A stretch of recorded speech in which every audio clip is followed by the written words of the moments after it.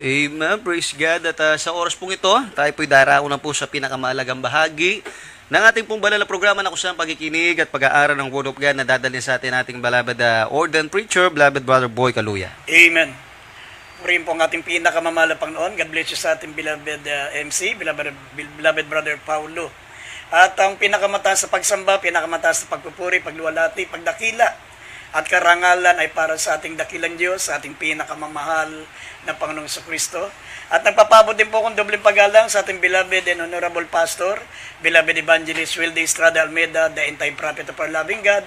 Sa lahat po ng mga beloved children, the Almeida family, sa lahat po ng mga apo, mga manugang ng ating beloved pastor. Magandang gabi po sa inyo.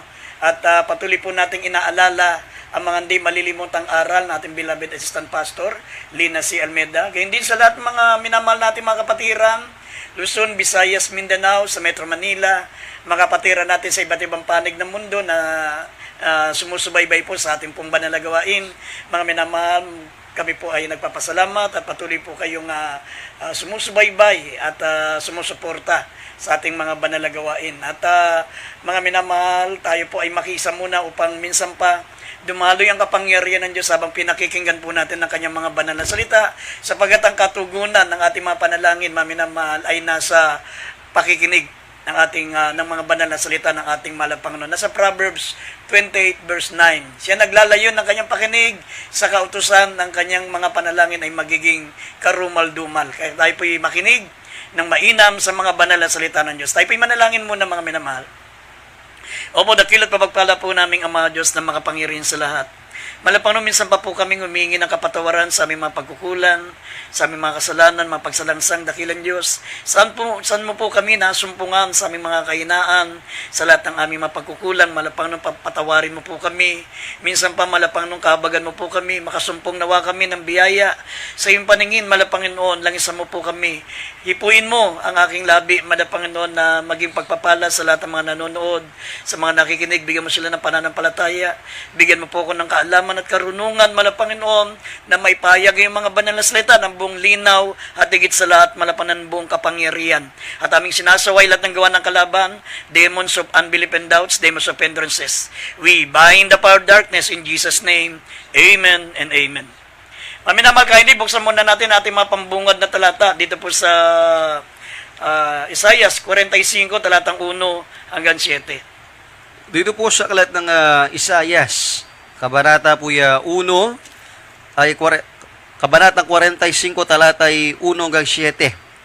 Sabi po dito, ganito ang sabi ng Panginoon sa kanyang pinahiran ng langis kay Siro, na ng kanang kamay ay aking hinawakan upang magpasuko ng mga bansa sa harap niya, at aking kakalagan ang mga balakang na mahari upang magbukas ng mga pintuan sa unahan niya.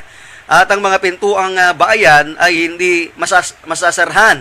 Sa 2, ako'y magpapauna sa iyo at papatagin ko ang mga baku-bakong dako, aking pagwawari-wariin ang mga pintuang tanso, at aking puputulin ang mga halang na bakal. Sa 3, at ibibigay ko sa iyo ang mga kayamanang nasa kadiliman at ang mga natatagong kayamanan sa mga lihim na dako, upang inyong maalaman na ako, Panginoon, na tumatawag sa inyong pangalan sa makatuwid bagay, ang Diyos ng Israel.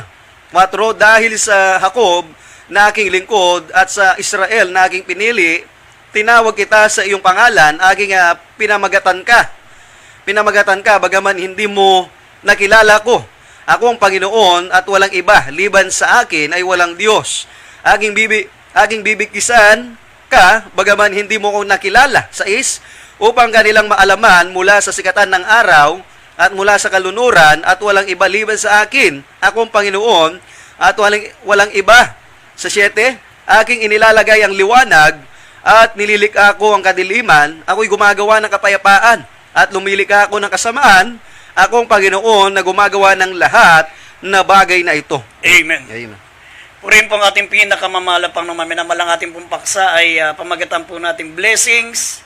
If we obey and knowing God intimately. Yes. Mga minamahal, ang ibig sabihin nito ay mga pagpapala kung tayo po'y susunod at makikilala lamang natin ng Diyos ng masinsinan. Ibig sabihin ng intimately, yung makikilala natin siya ng lubusan. Amen. Yung malalim na pagkakilala. Yan ang ibig sabihin ng intimately. Dito po, maminamal, pinangako ng ating pinakamamahal na Panginoon, sabi ng Biblia, hindi lamang si Siro ang tinutukoy dito. Ang tinutukoy dito, maminamahal, sabi ng Biblia, yung nilangisan ng ating mahal na Panginoon. Sabi, lahat ng pinahiran ng langis. That's right. Ipinangako niya, maminamahal, na walang pwedeng magsara ng pagpapala ng ating mahal na Panginoon. Sabi siya ay magbubukas ng pintuan sa unan niya at ang pintuang bayan ay hindi masasaran. Ibig sabihin, kapag ang mahal na Panginoon na magpapala sa atin, walang pwedeng umadlang. Amen. Walang pwedeng magsara, maminamahal. Sapagat laging nakabukas ang tinatawag na opportunity. Sabi rito sa 1 John chapter 2 verse 27, yung tinukoy dito, maminamahal, na pinahiran, tayo po ito. Dahil si Siro, maminamal si Cyrus, hindi po yan mananampalataya. Amen. Ang tinutukoy po rito na pinahiran ng langis ng Panginoon, tayo po mga mananampalataya. Mamaya babasahin po na yan sa 1 John chapter 2 verse 27. Ang sabi rito, maminamahal, aalisin ng mahal na Panginoon ang lahat ng mga bako-bakong dako at pagwawaray-waray ng mga pintuan tanso at puputulin ng mga halang na bakal. Ibig sabihin, lahat ng mga hadlang ng pagpapala, aalisin sa iyo ng Diyos. Amen. Tatanggalin niya lahat ng mga pagpapala na nakalaan sa atin, sabi ng banal na kasulatan.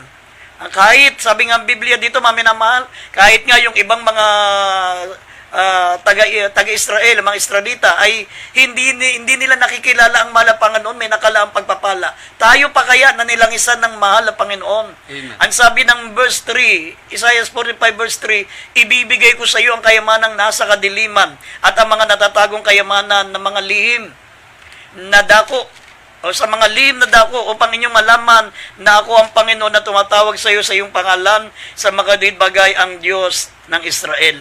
Amen. Ang sabi ng banal na kasulatan, maminamahal, sa gitna po ng kagutuman, sa gitna ng kadilian, ng kahirapan, pinangako ng ating mahal na Panginoon, pagpapalain niya tayo. That's right. Talagang gagawa ng paraan na dumaloy ang pagpapala sa ating katunayan. Kung mababasa niyo ang 1 Peter chapter 3 verse 9, tayong mga mananampalataya, itinalaga ng Diyos sa pagpapala. Nakatalaga tayo sa pagpapala. Kaya nga sabi ng Biblia, huwag nating gantihan ng masama ang gumagawa ng masama sa atin. Huwag nating gantihan ng alipusta ang mga nag-aalipusta sa atin, ang mga nang-aapi sa atin, sapagkat dito tayo itinalaga na tayo po'y magmana ng pagpapala. Amen. Nakalaan tayo sa blessings. Kaya nga blessings if we obey and knowing God intimately. Kung tayo lamang, maminamal, ay susunod sa mga ipinangako ng ating mahal na Panginoon, sabi rito, maminamahal, ipagkakaloob niya sa atin yung kayamanang natatago sa kadiliman. Hindi nangangahulugan, maminamahal, na maghukay ng kayamanan at ibibigay sa iyo yung mga kayamanan niya. Hindi. Ang tinutukoy dito yung sekreto. Amen. Yung sekreto, maminamahal, sabi, yung kayamanang natatago sa kadiliman, yung sekreto ng pagpapala. Amen. Sekreto ng pagpapala ang ipapaalam sa atin ng ating pinakamamahal na Panginoon. Mamaya mababasa po natin yan na si Joseph, pinayag sa kanya ng Diyos ang sekreto ng pagpapala. Maging sa atin ngayon, maminamal, malalaman natin kung ano yung tinatawag na mga kayamanang nasa kadiliman, mga natatagong kayamanan sa mga lihim na dako. Mga minamahal, sabi, ibibigay sa atin ng ating pinakamamahal na Panginoon. Pero basahin muna natin, maminamahal, yung tinutukoy ko sa inyo, na hindi si Cyrus ang pinangakuan dito ng mahal na Panginoon, sapagkat hindi siya mananampalataya. Ang pinahiran ng mahal na Panginoon, mga merong anointing, yung mga mananampalataya na pinahiran ng langis ng mahal na Panginoon. Basahin natin yung dalawang talata muna. 1 John 2:27 at dito sa 1 Peter chapter 3 verse 9, tayo'y inilaan ng Diyos para pagpalain. Basahin natin yung dalawang talata, kindly. Dito po sa aklat ng unang Juan, kabanatang 2, ang talatay 27. At tungkol sa inyo, ang pagkapahid na nasa kanya'y inyong tinanggap, ay nananahan sa inyo at hindi ninyo kailangan kayo turuan ng sinuman.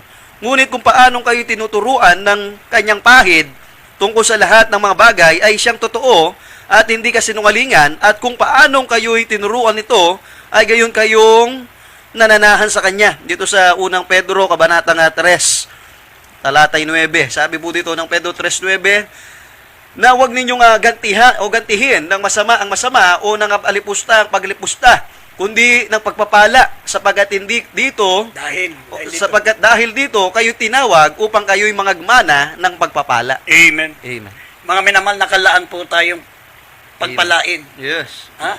Pero sumunod po tayo, sabi, if we obey and knowing God intimately. Amen. Mga minamahal, ang utos dito, huwag mong gantihan ang masama ang masama. Huwag mong gantihan ang pag-alipusta ang mga nag-aalipusta sa iyo, kundi ng pagpapala. Sapagkat dahil dito, tayo'y tinawag, yung tayo'y magmana ng pagpapala. Amen. Yan po ang pangako ng ating pinakamamahal na Panginoon. At ang sabi, ang ipinangakuha niya ng pagpapala, sabi, blessings if we obey and knowing God intimately, lahat ng pinahiran ng mahal na Panginoon. Amen. Nasa verse 1 ng Isaiah 41 verse 1. At ang tinutukoy dito na pinahiran ng Panginoon, sabi ng 1 John 2:27, ay yung mga mananampalataya. Ang sabi nito, at tungkol sa inyo, ang pagpahid na nasa Kanya inyong tinanggap ay nananahan sa inyo. At hindi nyo kailangan kayo turuan ng sinuman, ngunit kung paanong kayo tinuruan ng Kanyang pahid. Tungkol sa lahat ng mga bagay na siyang totoo, at hindi kasinungalingan kung paanong kayo'y tinuruan nito at gayon kayo'y nananahan sa Kanya. Tayo pong mga anointed, tayo pong mga pinahiran ng ating mahal na Panginoon, tumanggap ng banal na Espiritu ng ating pinakamamahal na Panginoon. Ang pangako ng Diyos sa atin, mga minamahal, sabi ng Psalms 37 verse 19, sa kaarawan ng kagutuman ay mabubusog tayo. Amen. Sa panahon ng kahirapan, maminamahal, tayo po'y sasagana. Kaya nakatalaga tayo sa pagpapala, mga minamahal ko. Kaya nga, hindi natin kinakailangan, maminamahal, na tayo po'y gumawa ng masama para tayo po, maminamahal, ay pagpalain. Hindi natin kailangan, maminamahal, na tayo po ay makalimot sa Diyos. Hindi natin kinakailangan, mga minamahal, kalimutan ng Diyos o pabayaan ang paglilingkod sa Diyos para tayo pagpalain. Sapagkat pinangako ng banal na kasulatan, mga minamahal, di ko mababasa nyo rin po ang Hagay 2, talatang 8, pilak at ginto ay akin.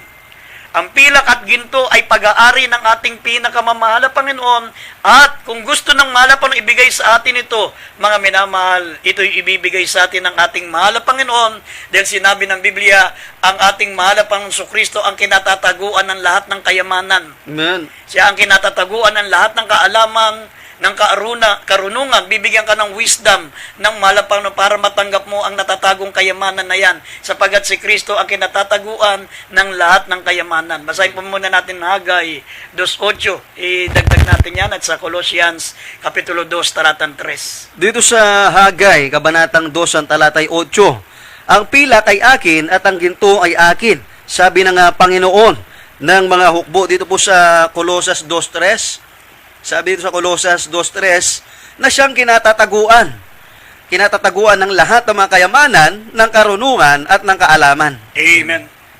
Yan po, maminamahal, sabi ng ating pinakamamahal na Panginoon. Ang kinatataguan ng lahat ng kayamanan, mga minamahal, ng karunungan at kaalaman, magkaroon ka ng wisdom para pagpalain ka ng Diyos, walang iba kundi ang ating pinakamamahal na Panginoon. Amen. Kaya sabi ng banal na kasulatan, maminamahal, ang pilak at ginto ay sa Diyos. Diyos ang may-ari, maminamahal, sabi ng Hagay 2:8.